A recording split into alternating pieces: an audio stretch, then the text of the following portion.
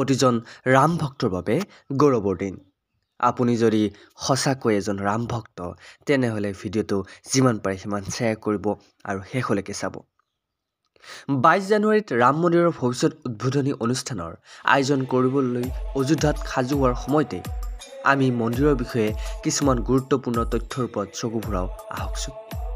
আপোনালোকে আজি এইটো ভিডিঅ'ত জানিব পাৰিব ৰাম মন্দিৰৰ বিষয়ে কেইটামান গুৰুত্বপূৰ্ণ তথ্য যি আপোনালোকে জনাটো অধিকৈ প্ৰয়োজনীয়। গতিকে যদিহে আপোনালোকে আমাৰ বিশ্বাসী বন্ধু চেনেলটো আজি প্ৰথমবাৰ নতুন চাই আছে, চেনেলটো ছাবস্ক্ৰাইব কৰি দিবলৈ নাপাব আৰু লগতে বেল আইকনটো দবাই দিবলৈ নাপাব, কাৰণ আমাৰ ভিডিঅ' আহিলে আপোনালোকে সকলোতকৈ আগতে চাবলৈ পাব। তো বন্ধুসকল আহকচোন আজিৰ ভিডিঅ'টো আৰম্ভ কৰোঁ। ভাৰতৰ আটাইতকৈ ডাঙৰ মন্দিৰ, অতি সোনকালে উদ্বোধন হ'বলগীয়া ৰাম মন্দিৰটো ইয়াৰ ডিজাইন গঠনৰ ভিত্তিত ভাৰতৰ আটাইতকৈ ডাঙৰ মন্দিৰ হ'বলৈ সাজু হৈছে। মন্দিৰৰ ডিজাইনৰ দায়িত্বত থকা সোমপুৰা পৰিয়ালে প্ৰকাশ কৰিছে যে 30 বছৰ পূৰ্বে চন্দ্ৰকান্ত সোমপুৰাৰ পুত্ৰ আশীষ সোমপুৰাই এই স্থাপত্য পৰিকল্পনাৰ কল্পনা কৰিছিল।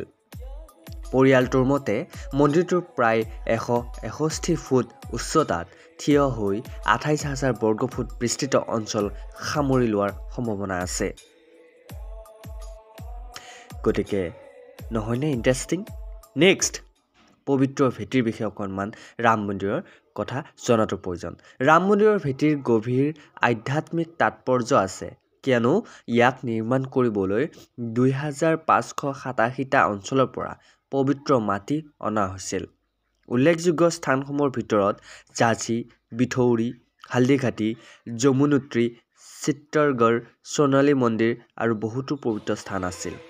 গতিকে আপোনালোকে জানে যে বিভিন্ন স্থানৰ পৰা ৰাম মন্দিৰত মাটিবোৰ অনা হৈছিল। নহয়নে ইণ্টাৰেষ্টিং? নেক্সট, স্থাপত্যবিদসকলৰ বিষয়ে অকণমান জানোৱাকচোন। খবৰ অনুসৰি তেওঁলোকে বিখ্যাত সোমপুৰা পৰিয়ালৰ যিটো পূজনীয় সোমনাথ মন্দিৰকে ধৰি বিশ্বজুৰি 100টাতকৈও অধিক মন্দিৰ নিৰ্মাণৰ বাবে পৰিচিত। মুখ্য স্থপতি চন্দ্ৰকান্ত সোমপুৰাৰ নেতৃত্বত আৰু তেওঁৰ পুত্ৰ আশীষ আৰু নিখিলৰ সহযোগত তেওঁলোকে মন্দিৰ স্থাপত্যত প্ৰজন্ম অতিক্ৰম কৰি এক উত্তৰাধিকাৰীৰ সৃষ্টি কৰিছে। গতিকে ৰাম মন্দিৰৰ যি প্ৰাসংগিকতা, আপোনালোকে জানে যে সুদূৰ 500 বছৰৰ যি যুদ্ধ, সেই যুদ্ধৰ অন্তিম পৰ্যায় 22 জানুৱাৰী। গতিকে 22 জানুৱাৰীত আপোনালোকে অযোধ্যাত গমেই পাইছে ৰাম মন্দিৰৰ প্ৰাণ প্ৰতিষ্ঠা অনুষ্ঠান ৰাখিছে। সমগ্ৰ বিশ্বই সেইদিনা চেলিব্ৰেট কৰিব। গতিকে আপুনিও যদি এজন ৰাম ভক্ত তেনেহ'লে ভিডিঅ'টো শেষলৈকে চাব।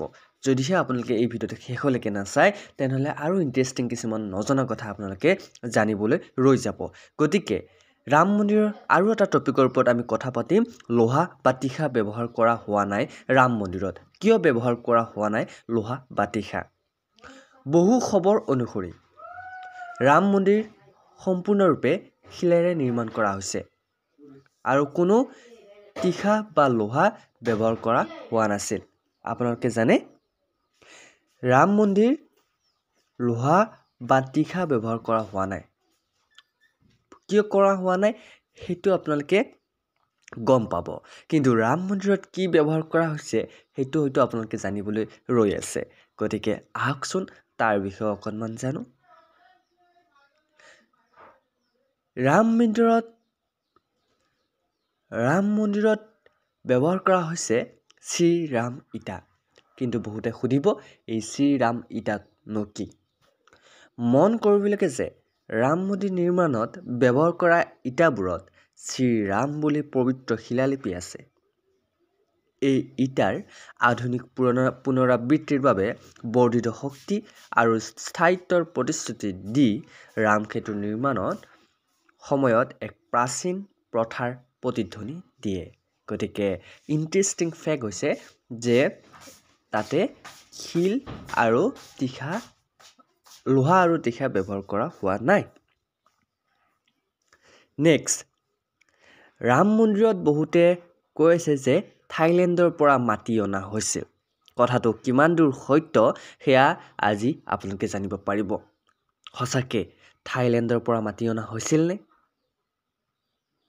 আন্তঃৰাষ্ট্ৰীয় আধ্যাত্মিক সতীৰ্থতাৰ ইংগিত হিচাপে 2024 চনৰ 22 জানুৱাৰীত ৰামলাল্লাৰ অভিষেক অনুষ্ঠানৰ বাবে থাইলেণ্ডৰ পৰা মাটি প্ৰেৰণ কৰা হৈছে, যিয়ে ভৌগোলিক সীমাৰ বাহিৰত ভগৱান ৰামৰ উত্তৰাধিকাৰৰ সাৰ্বজনীন অনুৰণক অধিক শক্তিশালী কৰি তুলিছে।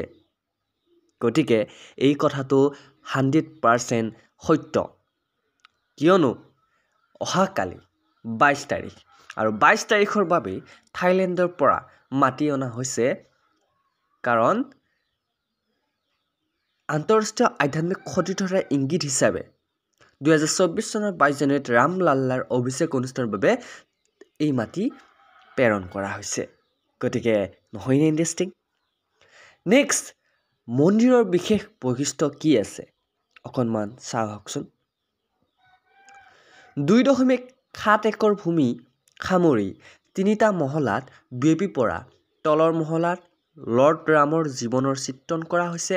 আনহাতে প্ৰথম মহলাত ৰাজস্থানৰ পৰা অহা গোলাপী ৰঙৰ বেলেগ শিল বাঞ্চীৰ পাহাৰবোৰৰ সৈতে নিৰ্মিত লৰ্ড ৰামৰ দৰবাৰৰ ভৱিষ্যত প্ৰজন্মৰ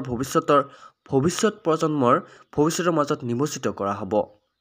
এই মন্দিৰটোৰ দৈৰ্ঘ্য হৈছে 363 ফুট, প্ৰস্থ হৈছে 235 ফুট আৰু শৃংগটোকে ধৰি 161 ফুট উচ্চতা পৰ্যন্ত 3টা মহলা আৰু 12খন গেটৰ সৈতে স্থাপত্যৰ ভৱিষ্যতৰ এক মহিমামণ্ডিত প্ৰমাণ হিচাপে থিয় দিছে। গতিকে বহুতো নজনা কথা আপোনালোকে এই ভিডিঅ'টোত জানিব পাৰিব। ৰাম মন্দিৰৰ কিছুমান আধ্যাত্মিকতা গুণৰ বাবে আপোনালোকে যদি এই ভিডিঅ'টো চাব বিচাৰে শেষলৈকে চাব, কাৰণ আপোনালোকে যদি সঁচাকৈ ৰাম ভক্ত তেনেহ'লে নিশ্চয়কৈ মই আশা কৰোঁ আপোনালোকে ভিডিঅ'টো যিমান পাৰে সিমান শ্বেয়াৰ কৰিব। পবিত্ৰ নদীৰ অৱদান আচলতে কি? বাতৰি অনুসৰি 5 আগষ্টৰ অভিষেক অনুষ্ঠান সমগ্ৰ ভাৰতৰ 150খন নদীৰ পবিত্ৰ পানীৰে সম্পন্ন কৰা হৈছিল।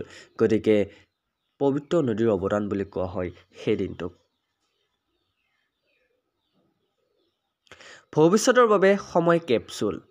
আচলতে মন্দিৰৰ 2000 ফুট তলত পুতি থোৱা এটা টাইম কেপচুলত মন্দিৰ, ভগৱান ৰাম আৰু অযোধ্যাৰ বিষয়ে প্ৰাসংগিক তথ্য লিখা তামৰ প্লেট থাকিব, যাৰ বাবে মন্দিৰৰ পৰিচয় সংৰক্ষণ কৰা হ'ব ভৱিষ্যতৰ প্ৰজন্মৰ বাবে।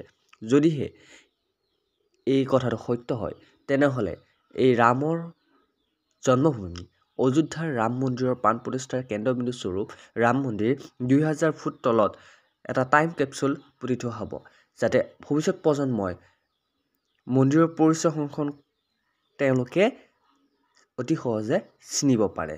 গতিকে একচুৱেলি এইটো ভাল পদক্ষেপ। নেক্সট, নগৰ শৈলীৰ স্থাপত্যৰ বিষয়ে অকণমান জানকচোন। নগৰ শৈলীৰ 360টা স্তম্ভ সন্নিৱিষ্ট কৰা এই মন্দিৰটোৱে ইয়াৰ দৃশ্যগত আকৰ্ষণ বৃদ্ধি কৰি স্থাপত্যৰ সূক্ষ্মতাৰ এক মাষ্টাৰপিচ কৰি তুলিছে। গতিকে আপোনালোকে সঁচাকৈ যদি ৰাম ভক্ত এবাৰ অযোধ্যালৈ যাওক আৰু ৰামৰ অযোধ্যা আগমনৰ অংশগ্ৰহণ কৰক। গতিকে আহকচোন আজিৰ ভিডিঅ'টো যিমান পাৰে সিমান শ্বেয়াৰ কৰোঁ, কাৰণ কাইলৈ হৈছে মহা উৎসৱ। অ'কে, তো বন্ধুসকল ভিডিঅ'টো ইমানেই আছিল, আশা কৰোঁ চাই ভাল পালে। যদি ভাল পাইছে ভিডিঅ'টো যিমান পাৰে সিমান শ্বেয়াৰ কৰিব, লগ বন্ধুকো শ্বেয়াৰ কৰিব।